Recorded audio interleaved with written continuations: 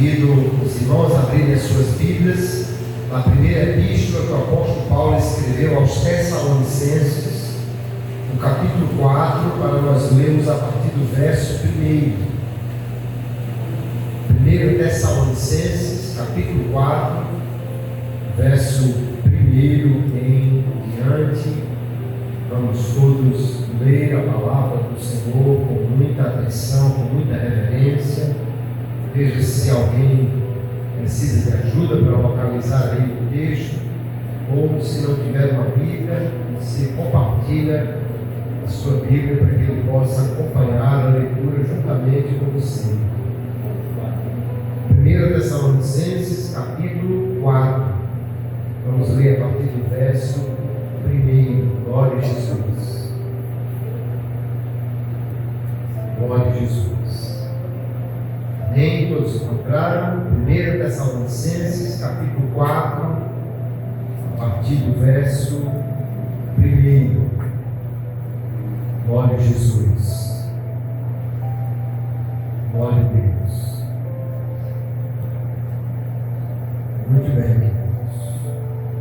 Nos acharam? Vamos ler a palavra do Senhor que diz assim: finalmente, irmãos, pedimos a vocês e os exortamos no Senhor Jesus, que assim como aprenderam de nós a maneira como devem viver e agradar a Deus,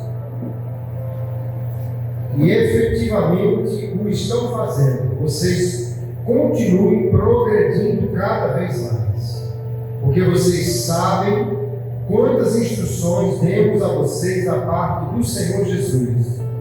Pois a vontade de Deus é a santificação de vocês, que se abstenham da imoralidade sexual, que cada um de vocês saiba controlar o seu próprio corpo em santificação e honra, não com desejos imorais, como gentios que não conhecem a Deus.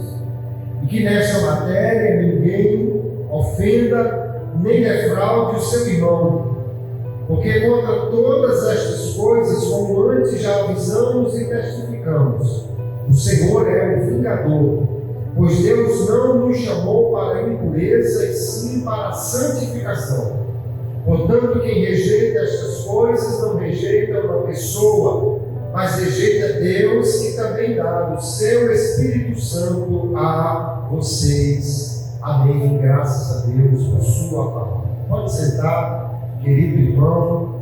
Damos graças ao Senhor por sua palavra que temos lido nesta noite. Um escritor romano do século IV a.C., chamado Demóstenes, assim dizia como era a vida no Império Romano quanto às práticas sexuais.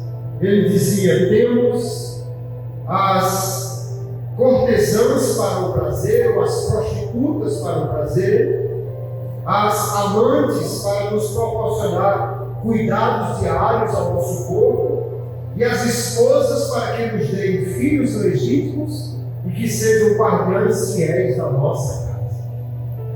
Veja que ele descreve então aqui uma gama de atividades que o homem tinha, sem que parecesse que isso estava errado. No tempo que o apóstolo Paulo escreve para a igreja em Tessalônica, o mundo greco-romano tinha práticas absolutamente imorais como sendo aceitas por toda a sociedade. Essa era a visão de mundo no tempo que Paulo escreve esta epístola, e continua sendo de muitas formas a maneira como o mundo vê a liberdade para fazer o que quiser com o seu corpo, ou a forma imoral como muitos vivem. Muitas pessoas têm um início muito precoce da atividade sexual e mesmo depois de casados continuam tendo muita liberalidade. Hoje se fala sobre o poliamor, como se fosse possível alguém amar muitas pessoas até de gêneros diferentes, mas aqui o apóstolo vai nos dizer que Deus tem um plano, um propósito, uma vontade diferente para os crentes. Ele diz que a vontade de Deus é a nossa santificação, que nós não andemos como os ímpios em imoralidade sexual. A palavra que foi traduzida aqui por imoralidade sexual é a palavra porneia, de onde vem pornografia e tantas outras palavras similares. Fala de um termo usado para todo tipo de transgressão sexual. Muitas atividades que a Bíblia repreende, condena a sua prática, o mundo acha que é uma coisa normal. E quando esse tipo de comportamento imoral é um padrão de vida para alguém, pode ser resumido na palavra luxúria. Luxúria é então uma sensualidade exagerada, uma tendência excessiva ao desejo sexual, é algo que alguém parece não ter nenhum controle, ou que vive como se pudesse fazer o que quiser, de qualquer maneira, viver a sua vida no que diz respeito ao comportamento sexual. Hoje nós vamos ver que a palavra de Deus nos dá a direção para isso. Concluiremos as 7 mensagens que estávamos previstos sobre vícios e virtudes. Hoje vamos falar então sobre luxúria ou santidade, e vamos entender o que é que Deus realmente tem para cada um de nós. A primeira coisa que o apóstolo Paulo diz no texto que nós lemos é que Deus quer que nós vivamos de uma maneira a agradar a Ele. Ele disse aí no verso 1: meus irmãos, o que eu peço, o que eu exorto a vocês, é que vocês, como aprenderam de nós como devem andar ou viver, vocês devem agradar a Deus. Estão fazendo isso. O homem imoral é aquele que vive para agradar a si mesmo. A luxúria é um comportamento que coloca o prazer como sendo a coisa mais importante. Ou seja, agradar a si mesmo, satisfazer as suas próprias vontades. Mas Paulo diz que o objetivo da vida do crente deve ser agradar a Deus. O homem que vive na imoralidade, na luxúria, ele tem um desejo descontrolado, busca incessantemente por prazeres carnais, e nessa busca, muitas vezes, ele fere pessoas, ele engana pessoas. Isso ele faz muitas vezes à custa da dignidade humana, pessoas que vendem o seu corpo, vendem a sua intimidade. Ele trabalha de maneira que reduz o ser humano a um mero objeto de prazer, de gratificação dos seus sentidos, negligenciando a verdadeira beleza do amor e da intimidade genuína que Deus proveu para o homem por meio de uma união no casamento. E nós, quando olhamos para a palavra de Deus, queridos, vemos que esses desejos carnais, eles são exatamente uma expressão da vida mundana, são uma expressão do comportamento do mundo. 1 de João, capítulo 2, e o verso 16, assim nos diz: porque tudo que há no mundo, os desejos da carne, ou as concupiscências da carne, os desejos dos olhos e a soberba da vida, não procede do Pai, mas procede do mundo. E João diz: o mundo passa e os seus desejos, mas aquele que faz a vontade de Deus permanece para sempre. Então há um contraste bem estabelecido entre os desejos da carne e a vontade de Deus para aquele que quer de fato agradar a Ele. Essa concupiscência, esse desejo da carne, é uma sensualidade que busca satisfazer desejos, e não de maneira correta, não de maneira como Deus proveu para o homem, mas sim de maneira descontrolada. Esse tipo de imoralidade encontra expressão gráfica no erotismo, que nós vemos espalhado por meio de imagens, por meio de textos, espalhados na televisão e na internet, nas propagandas, espalhado de muitas maneiras. E o pior de tudo, o maior perigo é porque esse tipo de comportamento imoral, ele está disfarçado ou se esconde por trás da palavra amor. Alguém diz que então pode amar muitas pessoas, amar diversas pessoas ao mesmo tempo, ou amar uma pessoa hoje, outra amanhã, como se pudesse realmente ter um sentimento verdadeiro por essas pessoas. Mas o que se chama amor não passa de desejo sexual, que muitas vezes, sendo satisfeito, gera a indiferença para com aquela pessoa, porque não passa de um objeto de prazer para este que usa assim. A concupiscência não conhece então critérios, normas, ela é egoísta, irresponsável, autoconsumidora. Muitas pessoas que estão na vida de prostituição são usadas por alguns como um meio de ganhar dinheiro, e por outros como um meio de obter prazer por meio do dinheiro. Ninguém se importa com esta vida, com as suas necessidades, com os impactos que isso pode trazer sobre a sua alma, e nem muito menos com o pecado que está sendo cometido aí por todos que estão nisto envolvidos. A natureza humana corrompida pelo pecado, então, é alimentada por este tipo de sentimento, de desejo, de concupiscência. É um capricho, é um apetite que deseja ser satisfeito a qualquer custo. Por isso que claramente o texto diz: isto é uma coisa do mundo, isto é uma coisa de quem não agrada a Deus. É um desejo da natureza decaída do homem, e porque está no mundo, e o mundo, a palavra de Deus diz que já está maligno, então podemos entender perfeitamente que esse tipo de comportamento está na esfera de atuação e de vontade de Satanás, que leva as pessoas a viver desta maneira. O contrário disso é alguém que busca viver para agradar a Deus, para fazer aquilo que Ele gosta, para viver de maneira que Deus esteja satisfeito com Ele. E, portanto, quando olhamos para o texto bíblico, Paulo vai dizer: a vontade de Deus é a vossa santificação. A santidade, a pureza, é aquilo que Deus quer para o crente.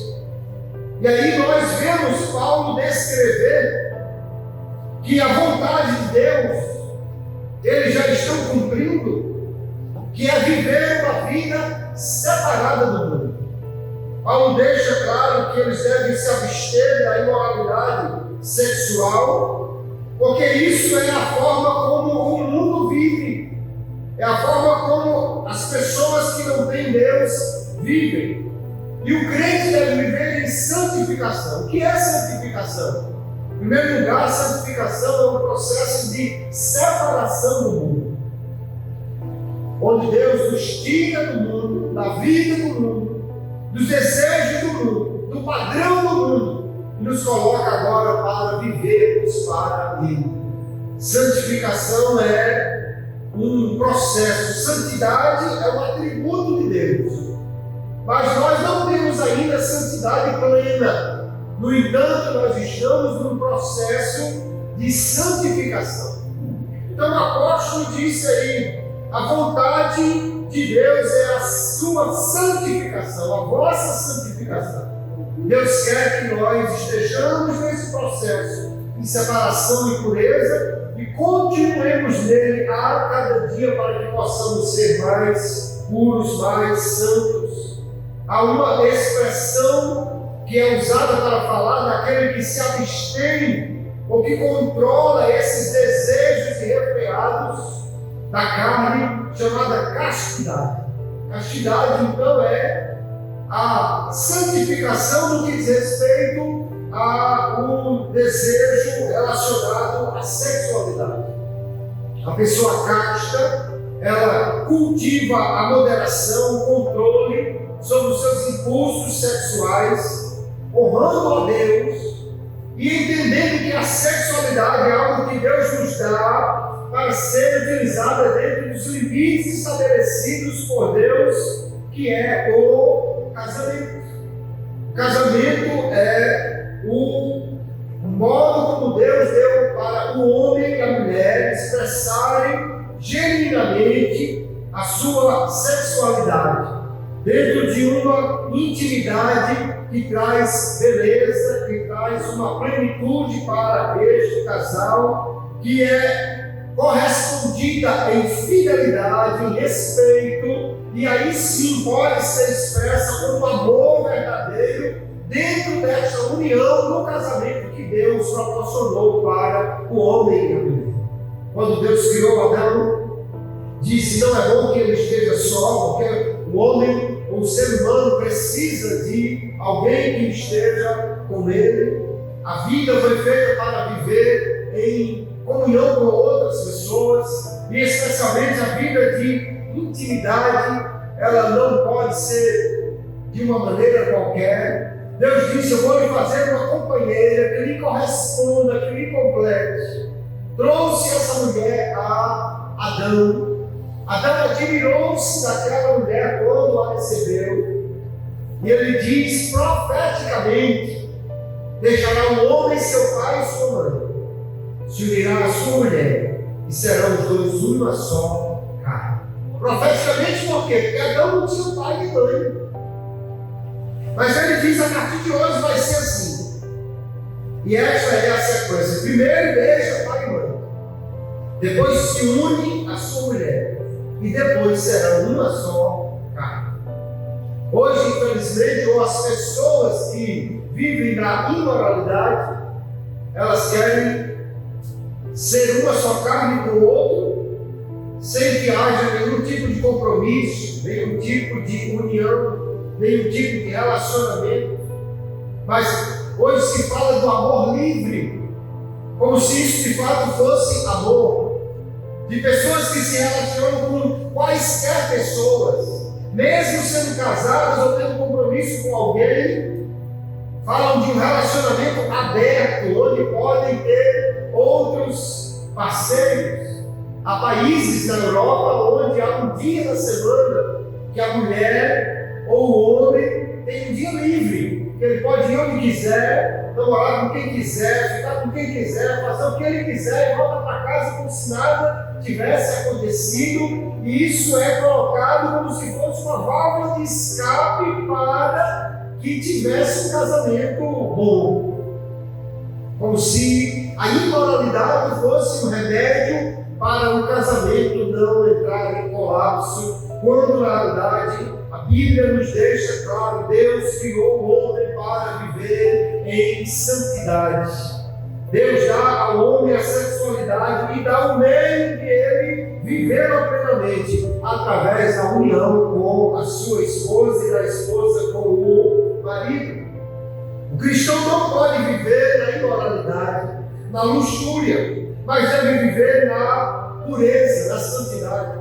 Escrevendo aos Colossenses, capítulo 3, no verso 5, Paulo diz assim: façam morrer tudo que pertence à natureza terrena de vocês: a imoralidade sexual, a impureza, a paixão, os desejos maus, a ganância, que é a idolatria. E ele lista então uma série de coisas que não podem fazer parte do comportamento dos cristãos.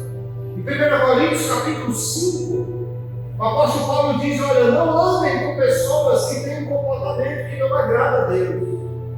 Mas depois ele diz: eu não digo isso que vocês não se relacionem com essas pessoas do mundo, porque seria impossível. Imagine alguém dizer: eu não trabalho em lugares onde tem pessoas pecadoras, então onde é que você vai arrumar emprego? Mas no verso 11 ele diz assim: mas eu escrevo a vocês que não se associem com alguém que, dizendo-se cristão ou irmão, for devasso, avarento, idólatra, maldizente, bêbado, ladrão, nem mesmo como alguém assim.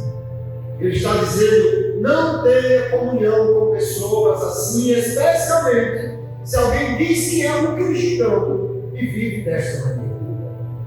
Hoje, infelizmente, existe todo tipo de cristão por aí. Cristãos que vão, às vezes, a uma igreja cristã, mas que não tem compromisso nenhum com Cristo.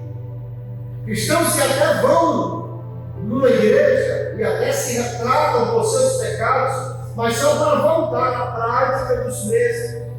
Paulo diz: não, essa não é a vontade de Deus. A vontade de Deus é a nossa santificação. Ele diz então que nós precisamos viver em santidade.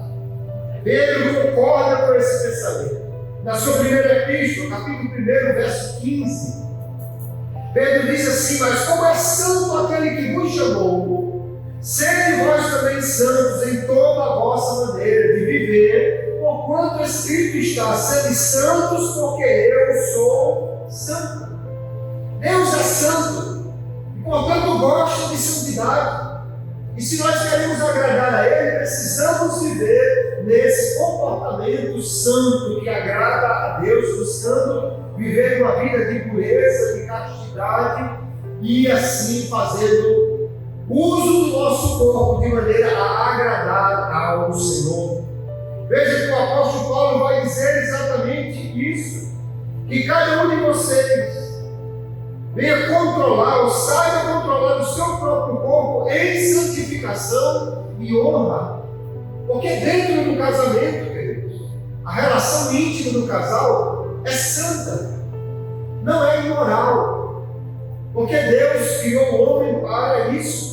Antes que o homem pecasse, ainda no jardim do Éden, Deus deu o mandamento a Adão e Eva, sua esposa, que se multiplicassem e se reproduzissem. E obviamente isso incluía ou era por meio da união íntima do casal. Mas nós vemos que há uma necessidade de viver em santidade, em honra a Deus nessas coisas. O escritor aos Hebreus vai nos dizer também no capítulo 12, verso 14 da sua epístola: segui a paz com todos e a santificação, sem a qual ninguém verá o Senhor. Nós precisamos entender que isto é uma vontade plena de Deus, é uma recomendação de Deus para aqueles que são chamados por eles. O mundo vive de qualquer maneira, mas o crente é chamado a viver em santificação, vidas separadas do pecado, consagradas a Deus em todos os aspectos da nossa existência. Isso inclui os relacionamentos, pensamentos, palavras, ações, e inclui a nossa vida íntima no casamento. Aí vemos que Cristo também nos ensinou a necessidade de uma vida em santidade. Quando ele escreve sobre a forma como o homem vê as mulheres. Mateus capítulo 5, verso 28, no Sermão do Monte, ele diz: aquele que olhar para uma mulher e desejá-la já cometeu adultério em seu coração. Mostrando então que não apenas os atos, mas os pensamentos, as ações devem estar submetidas a Deus para que nós possamos viver em santidade. Porque ele deixa claro, queridos, até mesmo na maneira como nós usamos o nosso corpo, deve haver santidade, deve haver pureza. A luxúria, a imoralidade tem como foco o uso do corpo apenas para o prazer. Mas Paulo disse aí que cada um deve usar o seu corpo em santificação e honra, que nós precisamos então ter uma vida marcada por um comportamento que louva a Deus, que honra a Deus em tudo o que nós fazemos. Porque o objetivo da vida do crente é ser parecido com Jesus em tudo que nós fazemos. E, portanto, nós vivemos de maneira diferente do mundo que anda na imoralidade. Paulo diz no verso 6 que contra estas coisas Deus é o vingador. Que Deus irá vingar, ou seja, Deus irá trazer a julgamento aqueles que vivem desta maneira imoral. Porque os gentios, os pagãos, especialmente no dia de Paulo, eles eram imorais e tinham deuses imorais.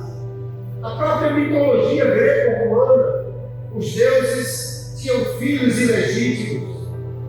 Os deuses, segundo a concepção deles, vinham à terra e tinham relacionamento com mulheres casadas. E tinham semideuses como Hércules na mitologia greco-romana, fruto da união de um deus com uma mulher casada. E outros relacionamentos imorais eram conhecidos nos deuses deste mundo greco-romano que Paulo escrevia. Por isso as pessoas viviam na imoralidade. Aliás, haviam deuses como Afrodite, a deusa da beleza, do amor, cujo templo tinha centenas de prostitutas. E as pessoas iam lá e pagavam para, através daquele ato, receber a bênção daquela deusa. Essa era uma vida imoral que tinha o povo naquela sociedade. Mas escrevendo para eles, Paulo diz: vocês não podem viver iguais às pessoas lá fora. Deus não nos chamou para a imoralidade, mas nos chamou para a santificação, para a pureza, para vivermos uma vida diferente. Então, escrevendo até para os casados, Hebreus capítulo 13, verso 4, ele diz: digno de honra entre todos seja o matrimônio, bem como o leito conjugal sem mancha, porque Deus julgará os impuros e os adúlteros. Não há nenhuma impureza quando um homem e uma mulher, dentro do casamento, tem um relacionamento íntimo que agrada a Deus, porque foi Deus que inventou o casamento. Foi Deus quem criou o homem e a mulher com os seus desejos sexuais, com os seus aparelhos reprodutores, e deu um casamento para que o homem e a mulher pudessem ter esse momento, ou extravasar essa sua sensualidade. Mas Paulo, dizendo como é a vida da imoralidade do mundo, ele diz assim, no verso 6, ele diz que nisto, nesta matéria, ninguém ofenda nem defraude o seu irmão. Porque quando alguém vive na imoralidade, queridos, isso não afeta somente ele. O imoral afeta também o outro. Se ele comete adultério, ou seja, um relacionamento com alguém que não é a sua esposa, ou com alguém que é casado com outra pessoa, é lógico que isso afeta aquele casamento. Quantos casamentos têm sido desfeitos por causa do adultério? Quando alguém se relaciona mesmo sendo solteiro, isso chama fornicação, mas isso afeta também a vida das pessoas. Não somente porque a moça, o rapaz perde a virgindade, mas quantos nascimentos inapropriados, quantas gestações não esperadas surgiram daí. E infelizmente, quantos abortos não têm sido praticados por causa de uniões irresponsáveis, por causa de pessoas que não estão dentro daquilo que Deus quer, mas de uma maneira irresponsável praticam algo imoral. E Paulo diz: não defraude o outro, porque a imoralidade afeta famílias, destrói vidas, lança mulheres na prostituição, transforma pessoas em objetos.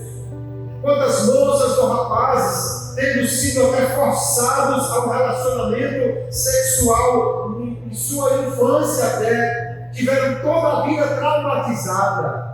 Alguns até se lançaram ao comportamento sexual ilícito por causa deste trauma em sua infância. Paulo diz, isso defrauda, ou seja, isso rouba, isso prejudica a vida de alguém. Alguém fala de amor como se isso fosse uma coisa boa. Não, Paulo está dizendo, isso não só é imoralidade que desagrada a Deus, como isso afeta, destrói a vida das pessoas. Alguém pode olhar para o crente e dizer, você é atrasado, você é retrógrado, você é quadrado. Não, nós somos santos. E somos santos porque queremos viver para agradar a Deus. E também queremos viver para respeitar a dignidade do ser humano, criado à imagem de Deus, que não foi colocado diante de nós para ser um objeto de prazer, mas sim uma pessoa a quem nós valorizamos e devemos corresponder ao valor que ela tem. Há muitas pessoas que estão aí violando esse tipo de relacionamento ou essa dignidade do ser humano. E por meio da sua imoralidade, destruindo, ferindo, acabando com casamentos, trazendo prejuízo para vidas, bebês gerados sem nenhum compromisso, mulheres e homens atirados na vida de escravidão sexual por causa dos desejos dessas pessoas. Mas Paulo diz, Deus não nos chamou para isso. E ninguém, portanto, defraude o seu irmão nisso, porque Deus é o vingador. Paulo então diz, primeiro, nós devemos agradar a Deus. Segundo, aqueles que vivem nesta vida imoral, Deus irá cobrar deles. Haverá um dia que Deus chamará todos os homens a juízo. E neste dia, então, a imoralidade receberá o seu pagamento devido, o pecado receberá a sua justa punição, porque Deus não criou o homem para viver como um animal, mas criou o homem para ter um comportamento que honre o seu Criador. A igreja de Tessalônica já estava vivendo em santidade. Mas Paulo diz, irmãos, eu quero que vocês progridam nisso, que vocês continuem nisso, que vocês cresçam nisso. Porque nós precisamos entender, queridos, que não alcançaremos deste lado do céu a perfeição no nosso comportamento. Mas por isso mesmo, nós precisamos vigiar, nós precisamos ser firmes em controlar aquilo que podemos, e só fazemos isso por causa da graça de Deus e do seu Espírito Santo que habita em nós. Alguém olha para um jovem cristão e diz assim, não, você é quadrado, retrógrado, atrasado, está perdendo a sua juventude. O que antes era uma coisa valorizada, hoje parece que é um erro. Casar virgem, permanecer virgem, não, pelo amor de Deus, em que mundo você vive? Quem é você para fazer uma coisa dessa? Parece que a pessoa é quase um leproso porque está nessa condição. É um mundo tornando o certo errado, a luz trevas. O que Deus valoriza é como se fosse uma coisa completamente equivocada. Mas quando olhamos para a palavra de Deus, temos a certeza, queridos, Deus nos chamou para uma vida de santidade. E Ele tem recompensa para aquele que agrada a Ele. Também tem a recompensa de punição para aquele que vive na imoralidade deste mundo. Às vezes isso vem na forma de algo ruim para a vida da pessoa, até mesmo nesta vida. Quantos não têm sido afetados pelas doenças sexualmente transmissíveis? Quantos não tiveram a sua vida ceifada por doenças terríveis, que hoje já existe um certo controle, mas que muitas vidas foram perdidas por causa de doenças assim? Quantos não estão até hoje vivendo uma vida sem nenhuma satisfação, vivem todo dia tentando se satisfazer, mas nunca conseguem atingir de fato essa plenitude, porque tem uma ideia completamente equivocada sobre a sensualidade. Deus criou o homem, criou a mulher, uniu-os em casamento, e aquilo que o Senhor Jesus disse é que Deus uniu, ninguém separe, porque Deus uniu o homem e a mulher para viverem uma união perfeita, íntima, completa, que satisfaz. Isso Ele fez dentro do casamento. Como cristão, nós precisamos entender isso e refletir esta identidade com Cristo na nossa vida. Não se deixe enganar pelo mundo que diz que é preciso aproveitar a vida, que é preciso usar o corpo de qualquer maneira. Muitas pessoas vivem trabalhando o seu corpo para deixá-lo belo aos olhos daqueles que querem estabelecer os padrões, e no entanto vivem expondo esse corpo, dizendo o que é bonito é para ser visto. Não, Deus não criou o homem e a mulher para viverem expondo o seu corpo como se fossem animais atraindo outros. No reino animal é assim. O pavão tem aquela cauda cheia de cores para atrair as fêmeas.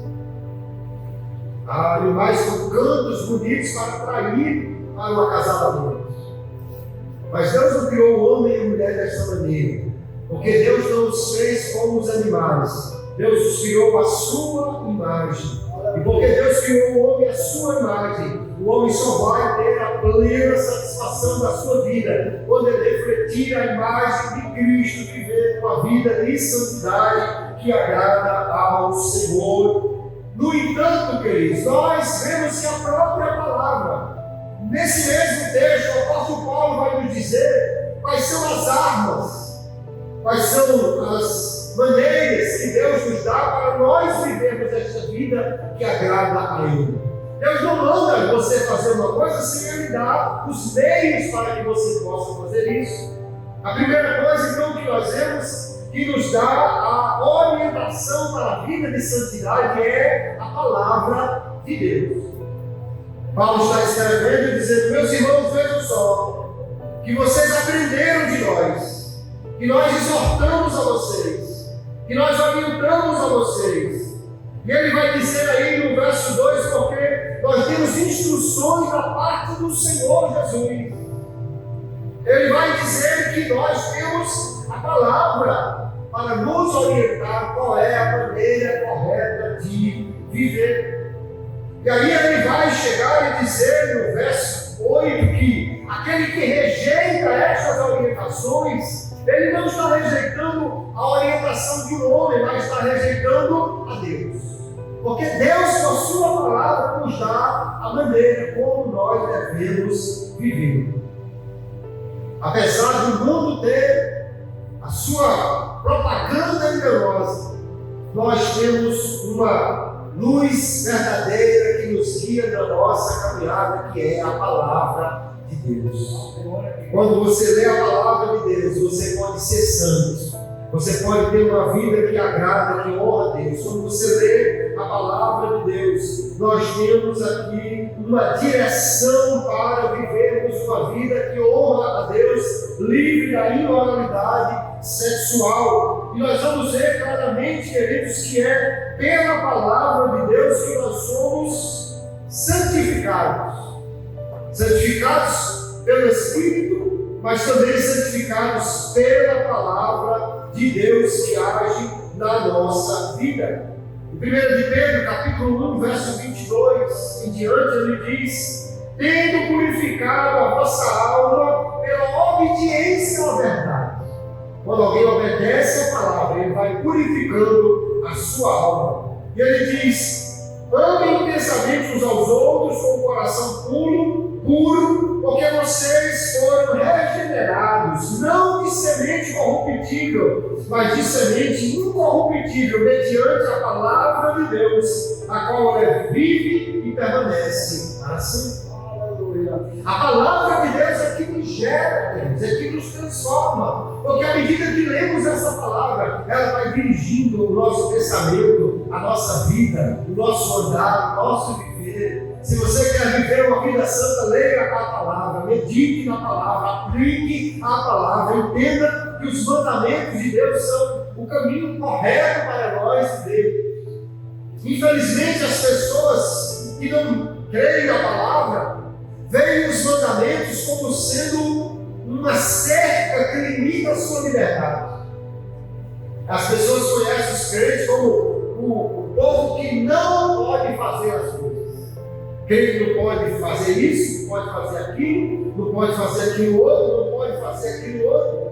Como se vivesse uma vida medíocre, uma vida presa, uma vida limitada, e livre fosse a pessoa que não tem essas amarras, essas cercas e pode viver de qualquer maneira. Não, a palavra de Deus não é um elemento limitador da vida, ele é um elemento protetor contra o pecado.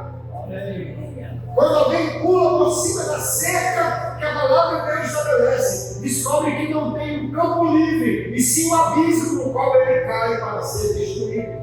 Porque a palavra de Deus quer dizer, na realidade, uma proteção para a nossa vida, para não cairmos numa vida de desonra, de pecado, de destruição. Deus nos dá a sua palavra para nós andarmos de maneira agradável. Mas Paulo encerra dizendo que aquele que rejeita essas coisas, rejeita a Deus, ele diz que também nos dá o seu Espírito Santo. Porque Deus nos deu o seu Espírito Santo e Ele habita em nós. Nós podemos viver uma vida de santidade, porque esse Espírito que é santo, Ele mora em nós. Ele nos gerou, aleluia, nos santificou. Nós vamos entender perfeitamente que fomos santificados pelo sangue de Jesus, que ao morrer na cruz nos lavou e nos deu uma nova vida. Hebreus capítulo 13, verso 2, ele vai dizer: por isso também Jesus, para santificar o povo pelo seu sangue, padeceu fora da porta. Jesus morreu para que nós pudéssemos viver uma vida de santidade. Ele nos santifica. Mas a mesma palavra vai nos dizer que nós somos santificados pelo Espírito. Por quê? Porque a morte de Jesus garante a nossa santificação, mas ela é aplicada em nós pela ação, pela morada do Espírito Santo da nossa vida. 1 Coríntios capítulo 6, verso 11, Paulo diz assim: e ao que alguns têm sido, mas haveis sido lavados, mas haveis sido santificados, mas haveis sido justificados em nome do Senhor Jesus e pelo Espírito do nosso Deus. Aleluia. Pelo Espírito Santo nós somos santificados. E porque somos santificados por Ele, nós podemos ter uma vida que honra a Deus, que louva a Deus, que agrada a Deus. Há uma história de um menino que pediu ao seu pai para lhe explicar como é que a palavra de Deus, como é que o Espírito de Deus purificava a vida do crente. E o pai mandou o menino pegar um caçoar, uma peneira que ele levasse até a água, e ele disse: traga água para mim nesse caçoar, nessa peneira. E o menino vai, coloca ele na água, no rio, enche de água, mas quando vai levando, não sobra nada. Aí o pai diz: vai de novo, enche e traga de novo. E ele vai outra vez, 3 vezes, 4 vezes. E o menino já está cansado, ele diz: não consigo trazer água nenhuma. Ele diz: mas olha o caçoar. E o caçoar estava totalmente limpo. Porque todas as vezes que ele mergulhava na água, ia limpando aquela peça. Ele diz: assim também é na vida do crente. Nós, quando mergulhamos na palavra de Deus, quando mergulhamos no Espírito, nós somos purificados neste processo. não está em nós, mas é o Espírito que faz isso na nossa vida. E nós, portanto, precisamos, queridos, da palavra de Deus, da direção do Espírito Santo de Deus para vivermos uma vida de pureza, de santificação, de castidade e não de imoralidade sexual. Porém, alguma coisa que nós precisamos entender. Tem gente que pode pensar que o Espírito Santo santifica o crente de uma forma parecida com a mãe que no final da tarde pega o menino que estava jogando bola na rua e leva o menino para dentro de casa, todo sujo de terra, chega, bota ele no banheiro, pega uma bucha, esfrega, tira a sujeira todinha do menino, que reclama porque foi tirado do seu brinquedo, que não queria, mas a mãe pega e mete bucha dele. Se não tiver dessas buchas modernas, pega aquela bucha do mato, um sabão de coco e tira a sujeira, escova, enquanto o menino está zangado, frustrado, porque o banho interrompeu a sua brincadeira, mas ele ficou limpinho. Tem gente que pensa que o Espírito Santo faz assim, mas não é assim. Deus não nos santifica contra a nossa vontade. Ele nos santifica, mas nos chamando a viver uma vida que agrada a Deus. Ele pode às vezes até agir de uma maneira contundente para nos levar a querer isso. Mas ele não opera a santificação contra a nossa vontade. Ele nos chama a vivermos uma vida santa. E muitas vezes Paulo vai dizer, mortificai. Há uma parte para nós fazermos. Ele vai dizer que quem se purifica de seus erros será vaso para a honra. Porque Deus nos chamou para uma vida santa, mas e é Ele que nos santifica. Nós não podemos santificar-nos a nós mesmos. Há um texto do profeta Jeremias que ele vai falar a um povo que estava no cativeiro, um povo que estava no pecado, por causa do pecado, foi levado a um cativeiro. E ele pergunta então àquele povo assim: será que um etíope, uma pessoa de pele negra, pode mudar a cor da sua pele? Ou um leopardo pode tirar as suas manchas? E é óbvio que a resposta seria não. Ele diz assim também: é vocês querendo fazer o bem, tendo sido orientados para fazer o mal. O homem no pecado não consegue ser santo sozinho.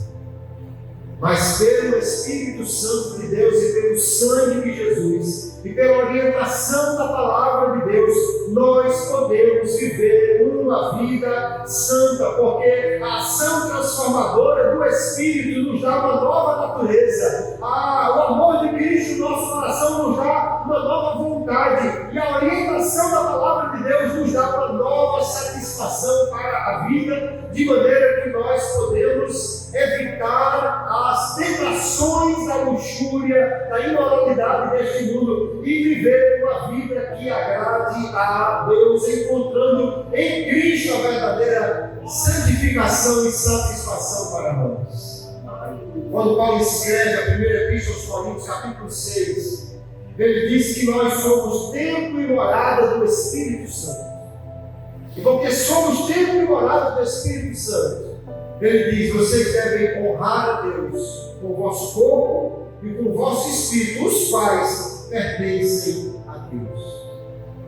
Alguém diz assim: não, Deus só quer o coração. Não, Deus não quer só o coração. Deus quer o homem inteiro, a mulher inteira, o espírito, o corpo e a alma. E quando você continua lendo a epístola aos Tessalonicenses, no capítulo 5, logo em seguida, quando chegar no verso 23, ele diz: o mesmo Deus de paz os santifique em tudo, e todo o vosso espírito e alma e corpo sejam conservados irrepreensíveis para a vinda do Senhor Jesus Cristo. Aleluia.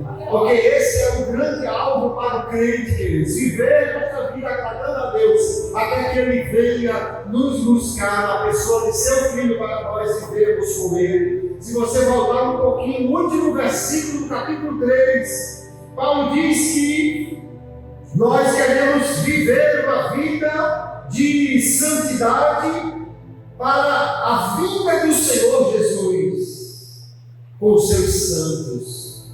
Esse é o grande ponto que faz nós refletirmos cada dia.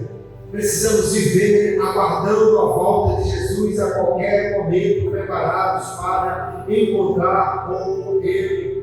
Em um mundo onde a sexualidade muitas vezes é distorcida, explorada, onde a sexualidade errada é apresentada como sendo uma coisa boa, e a sexualidade correta dentro do casamento é apresentada como uma caretice, como uma coisa retrógrada. Nós cristãos somos chamados a viver uma vida de pureza, de integridade sexual, moral, de santidade, que rejeita aquilo que o mundo oferece para viver aquilo que a palavra de Deus nos dá como alimento para a nossa vida.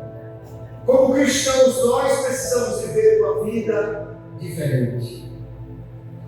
E alguém exemplificou isso dizendo assim: um porco ou uma ovelha reage de maneira diferente quando está na lama. Quando a ovelha cai na lama, ela berra, ela grita, ela esperneia, ela faz tudo para sair dali. Porque aquele não é o seu lugar. Porque ali não é o ambiente que ela gosta. E se ela cair, Jesus mesmo disse que se alguém tivesse uma ovelha que caísse, mesmo no sábado, num lamaçal, ia fazer de tudo para tirá-la dali. Ela vai gritar por socorro até que consiga sair. Mas quando o porco cai na lama, ele fica satisfeito, grune satisfeito. Ele acha bom, ele está se sentindo no melhor ambiente. E se você tentar tirá-lo de lá, aí você vai ver uma gritaria, aí você vai ver um camarada reclamando, você vai ver alguém lutando com todas as suas forças para não sair da lama, porque é da natureza dele gostar daquele lugar. Você é uma ovelha de Jesus. Se você cair na lama, grite, chame, clame por socorro e saia daí o mais rápido possível. Porque quando alguém se acostuma com o pecado, é porque já não está mais com a natureza de ovelha, está com a natureza que gosta de lama, que gosta de estar no lamaçal do pecado. Se alguém disser assim: pastor, mas eu já vivi assim, e agora? E agora, se lembre que Deus salvou a prostituta Raabe. Ele deu um lugar de honra, não somente na história de Israel, mas até na genealogia de Jesus.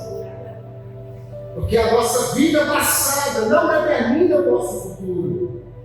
O diabo talvez tente intimidar dizendo: mas você fez isso, você fez aquilo, você viveu assim, você viveu dessa maneira. Mas quando lembramos que o sangue de Jesus Cristo nos purifica de todo pecado, podemos andar de cabeça erguida e viver uma vida que agrada a Deus, mesmo que o nosso passado tenha sido diferente, porque não é o nosso passado que determina o nosso futuro, mas é a maneira como vivemos hoje para agradar a Deus que determina o futuro para onde nós vamos.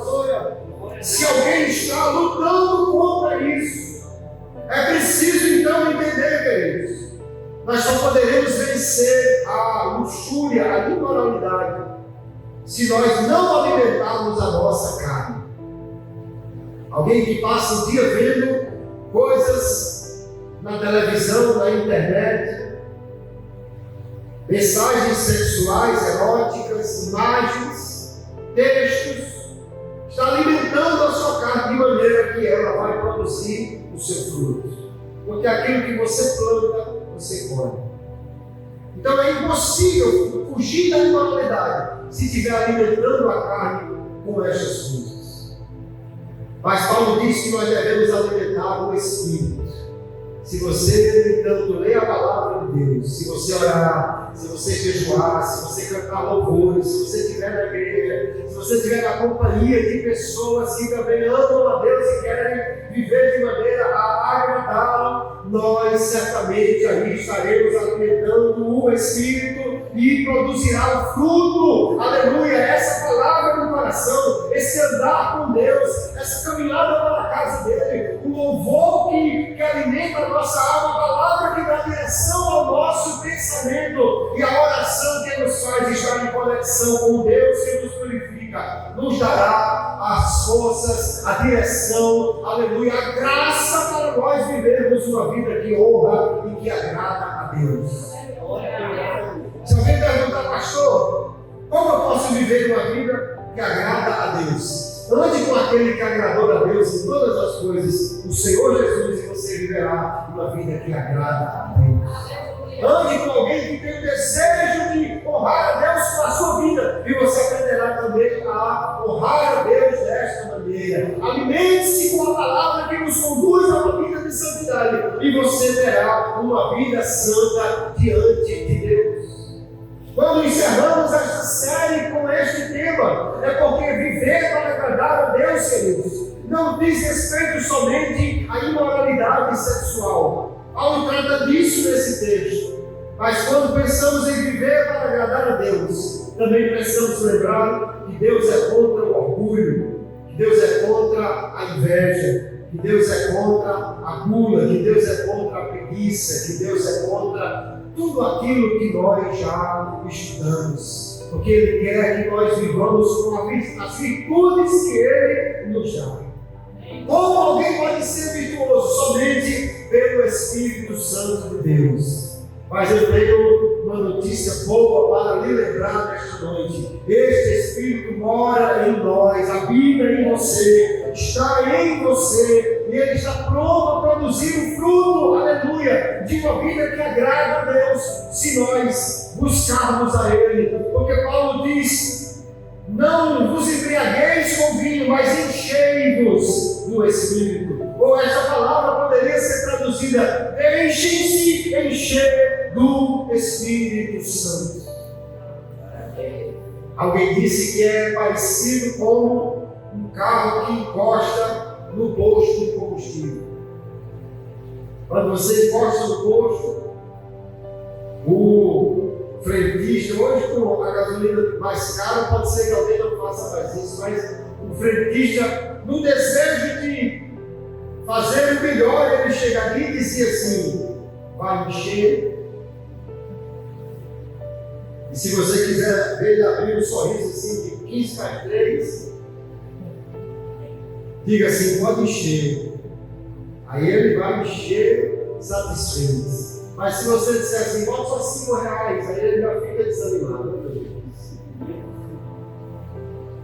Da mesma maneira, quando o Espírito Santo fala ao nosso coração, o seu desejo é esse: vai encher, quer ser cheio, quer que eu encha, quer que eu faça transbordar. E se você quer ver o Espírito Santo satisfeito também, diga para ele: encha do Espírito Santo, encha-me completamente, Espírito Santo.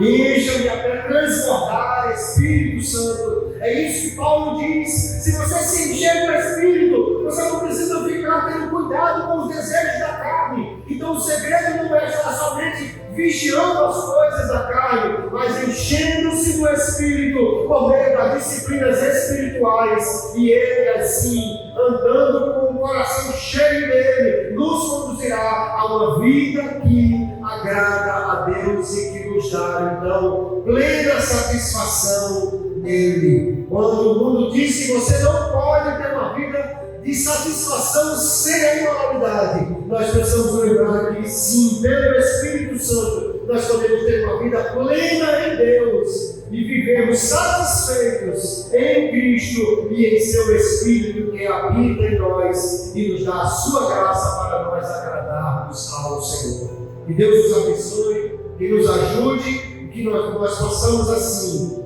colocar em prática todas estas coisas e andarmos de maneira a agradar a Deus em tudo. Amém, queridos? Que Deus abençoe a todos, no nome do Senhor Jesus.